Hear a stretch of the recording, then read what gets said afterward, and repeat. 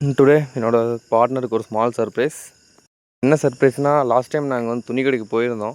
So போகிறப்ப பார்த்தீங்கன்னா, என்னோட பார்ட்னர் வந்து துணியை சூஸ் பண்ணாங்க. பட் அவங்களால வாங்க முடியல. ஏன்னா 2 பேர் தெரியுமா, அமௌண்ட் இல்லாதனால வாங்க முடியல.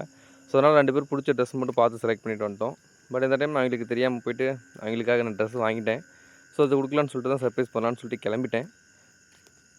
அது என்னமோ தெரியல, நான் கொடுக்குற சர்ப்ரைஸ் எல்லாம் ஈஸியாக கண்டுபிடிச்சிடுறாங்க. அதுக்கப்புறம் என்ன, அவங்க வந்துட்டு இந்த ட்ரெஸ் ஓப்பன் பண்ணி பார்த்துட்டு ஓகே, ஒன்றும் தெரியாத மாதிரி கேஷுவலாக சர்ப்ரைஸ்ன்ற பேரில் ஓப்பன் பண்ணி பார்த்துட்டு இருந்தாங்க. சர்ப்ரைஸ்ன்ற பேரில் இந்த ரியாக்ஷனு, இந்த படத்தில் வர மாதிரி, இந்த ரீல்ஸில் வர மாதிரிலாம் எங்கள் 2 பேத்துக்குள்ளேயும் ஒரு பாண்டிங் இருக்காது. எனக்கு பிடிச்சி வாங்கி கொடுத்துருக்கேன், அவங்க பிடிச்சிருக்கு, அவ்வளோதான். பெட்ஷீட் இது மட்டும் தான் எங்களுக்குள்ளே இருக்கும். அடுத்து என்ன, வாங்கி கொடுத்த துணிக்கே மொய் வைக்கணும்னு சொல்லிட்டு அவங்கள ஹோட்டல் கடைக்கு கூப்பிட்டு போயாச்சு. அங்கே போயிட்டு என்ன, ஒரு கொத்து பரோட்டா, 2 ஆம்லேட்டு, ஒரு கலக்கி வாங்கினோம். இதோட காஸ்ட் பார்த்திங்கன்னா டோட்டலாக 150 வந்துச்சு. ஸோ சாப்பிட்டது வரைக்கும் பார்த்திங்கன்னா ரொம்ப நல்லா தான் இருந்துச்சு. ஒன்றும் குறை சொல்கிற மாதிரிலாம் இல்லை. சாப்பிட்டு முடிச்சதுக்கப்புறம் தான் மேடமுக்கு மொய் மட்டும் வச்சுட்டு அவ்வளோதான், அங்கேருந்து கிளம்பியாச்சு.